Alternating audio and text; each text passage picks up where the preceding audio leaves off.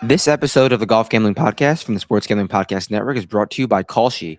Make real money predicting sports. Kalshi is available in all 50 states, and you get $20 free with promo code GOLF SGPN. Sorry, promo code SGPN. That's Kalshi, promo code SGPN.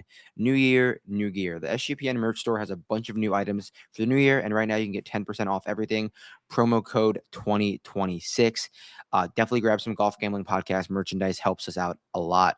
AVO, make more betting sports with AVO. AVO is the best sports betting tool that helps you make a profit every time you decide to place bets. They do this by spotting arbitrage and EV opportunities for you faster than their competitors, and they keep you organized in one place. If you're new to arbitrage betting, you can find opportunities in the market where you look to bet both sides and lock in a profit. They have the cleanest dashboard in the market. Super easy to understand and super easy to use. They also teach you how to use it step by step with video guides in case you do have questions. Just sign up, pick the sports books that you use, and let AVO tell you how much to wager to guarantee a profit. Still unsure? Check out their free Discord at AVO Official. That's AVO Official. Get started now at avo.bet and use promo code SGPN for $18 off. That's avo.bet, promo code SGPN for $18 off. All right, we are back, officially back. 2026 is here, and I know we don't have the Century Tournament of Champions, but we do have some late window golf in Hawaii. There's nothing better than Sunday afternoon, Saturday afternoon, just watching the sunset at your house while the golfers are in midday in Hawaii making birdies. And Waialae is a golf course that we see every single year, right? We've seen a ton of times, and I definitely have some takes on it, some interesting looks at Waialae to potentially maybe differ yourself from some other people, which is what you want to do in DFS. But yeah, so the deal is, as you guys know, we're going to go through the DFS board as we usually do, little by little, and build a lineup.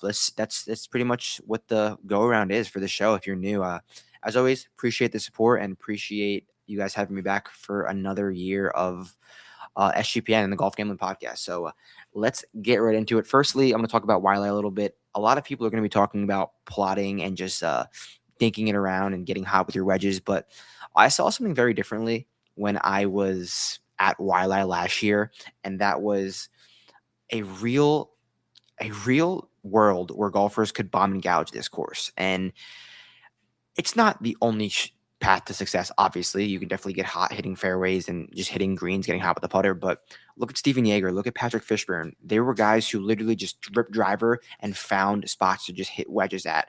And I really do think the way the golf grows and the way the sport is turning, that's going to be a real strategy this year. At Waialae. So I'm definitely going to be taking that path when looking at golfers this year. And as you guys know, probably saw the news on Twitter, I'm also going to be working with ShipItNation.com this year for the golf content, getting the boots on the ground. As you guys love and know, I did it all last year with Vince Eric. So I'm going to be at 15 plus events going to do the boots on the ground. So go over to Ship It Nation and you can use my last name as a promo code to get a nice discount and get locked in forever. That's promo code Gannon, Gannon at ShipItNation.com. Let's get into the DFS boards. We got Russell Henley, Ben Griffin, and Russell Henley and Ben Griffin above 10K. That really makes us ask, like, do we have to go to one of these guys? Are we going to go to one of these guys? And if you have to go to one of them, I do think it is Russell Henley, truthfully, because I think Ben Griffin is going to be the chalkier guy up here because he's just a newer guy. He's the guy who came on so hot last year, had a great Ryder Cup. Everyone loves Ben Griffin. But Russell Henley, these are the golf courses that he lives for. The short Bermuda positional, this is Russell Henley's.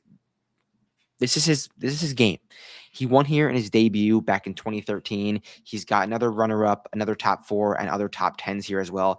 This is as pure as a Russell Henley golf course as you get. Well, Ben Griffin is still a golfer who should play well here. He's great on short Bermuda courses, but I just do think the $200 is worth it to go up to Russell Henley, and I think you're going to be getting a little bit of an ownership break on Henley over Griffin. 9K range, we got Colin Morikawa all the way down to Nick Taylor, defending champion. Definitely a very interesting range. And towards the bottom of this range, I really like Keegan Bradley already. Keegan Bradley almost won this event, 2 years ago? He lost to Grayson Murray in a playoff, rest in peace. But Keegan Bradley had multiple chances to win that golf tournament. I think he's a much better golfer this year than he is, or this go around than he was when he almost won last year. So Keegan Bradley's history of this event last 2 years, T2 and T6.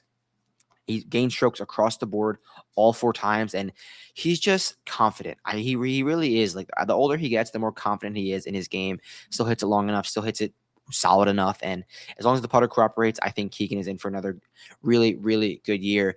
And then at least Colin and Decky at the top of this 8K range. I really do think one of these guys is going to be in the lead going into Sunday, or very close to the lead going into Sunday. They're just too solid and overdue to not pop. I know Colin's been kind of a little bit of a softie the last year and a half, but one thing he has done is gotten off to great starts in Hawaii.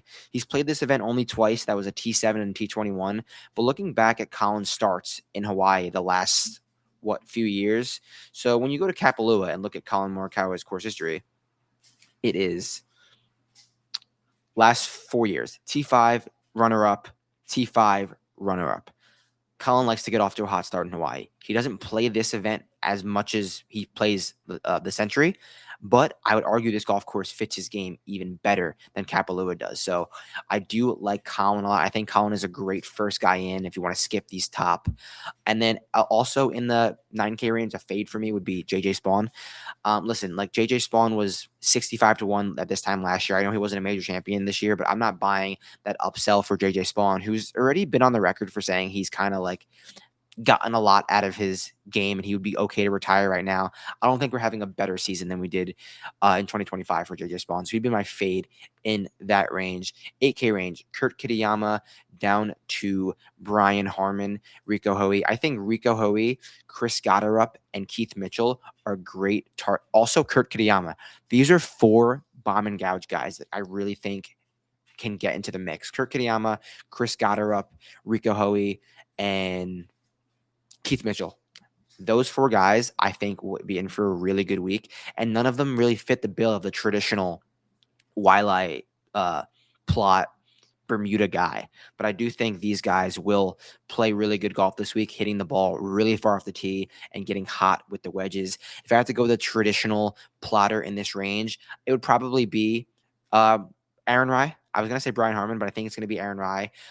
What Aaron Rai did the end of 2025 was really solid. If you weren't paying attention, he won on the DP World Tour, won on a golf course where you had to get really low. I think he got to -24 and beat Tommy Fleetwood in a playoff. So Aaron Rai is, I don't think he's hit the prime of his career. We know he can win. We know he can get hot. And he's won on a positional Bermuda golf course before. That was at Wyndham. So those courses have great correlation. 7K range, we got runner-up Nico Echeverria from last year, all the way down to Jacob Bridgman, Luke Clanton, Bud Cauley. Actually, I'm going to split these. I usually do split the 7K range into 2, but I'm going to start at the bottom of the 7K range.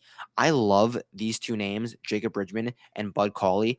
Both of them are really, really good on Bermuda, and Bud Cauley specifically, he almost won at Sawgrass last year. He loves these Bermuda golf courses. I would say Jacob Bridgman is the better putter, but Bud Cauley is definitely the all-around better golfer, who I don't think there's any reason he should be priced below guys like Hao Tong Lee, Webb Simpson,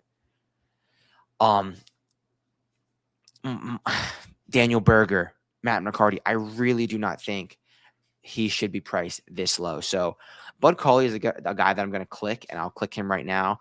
Probably my favorite play towards the bottom of this 7K range. Also, I really like Alex Smalley for DFS play. Alex Smalley is a guy who loves positional Bermuda. That's literally the only kind of courses he can play well on. Think Wyndham, think Sawgrass, golf courses that Alex Smalley has done really well on before. And then Ryan Gerard, absolute striper. Won't make enough putts, but he will hit it well enough to finish inside the top 30 for sure. So I think that's another really solid play at 7-3. I will also click him. Let's go to the top of this 7K range and see if there's any guys that we like. I feel like in a normal year, Denny McCarthy, not that this isn't a normal year, Denny McCarthy would be in the 9K range. You think of golf courses that Denny McCarthy should play well on: hit fairways and get hot on Bermuda. That's what we have at Waialae. I know I said the bomb and gouge strategy, but there's a world where Denny McCarthy can just take the traditional route. In his 4 trips here, he's finished no better than T16, but he's never missed a cut. I think he's a really safe play with a high ceiling. So I'm going to go with 3 guys in the 7K range to start my lineup and then see where we're at. Let's do a quick run of the 6K range, and then we will go back and build a lineup. Towards the top, Max McGreevy. What did he do to finish the season? Let's just take a look at Max McGreevy's end of season. It was just unbelievable from McGreevy. He finished, let's see, T3 at the Bermuda Championship, runner-up at the RSM Classic. You know what those golf courses ask you to do? Hit fairways, hit wedges, make putts in Bermuda. What does Wiley ask you to do? Hit fairways, mint wedges, and get hot on the Bermuda. That's what Max McGreevy is. So if we click him, we have now 10-4 to work with and 2 spots. So we don't even have to go any further down. Let's go all the way back up to the top and let's go with Colin Morikawa. Skip that 10K range, and then we're left with 11K range. We can actually go and fit that Russell Henley. This is an extremely, extremely unique build. Russell Henley, Colin Morikawa, and then 3 guys from the 7K range and a high 6K player. This is going to be a very unique lineup. $800 left on the table, and I think this has real 6 of 6 equity and win equity at that. So that'll do it. That is the short DFS preview for the 2026 Wyndham Championship. Catch us tonight or tomorrow with the betting preview with Dom. So hope you guys enjoyed. Catch you soon.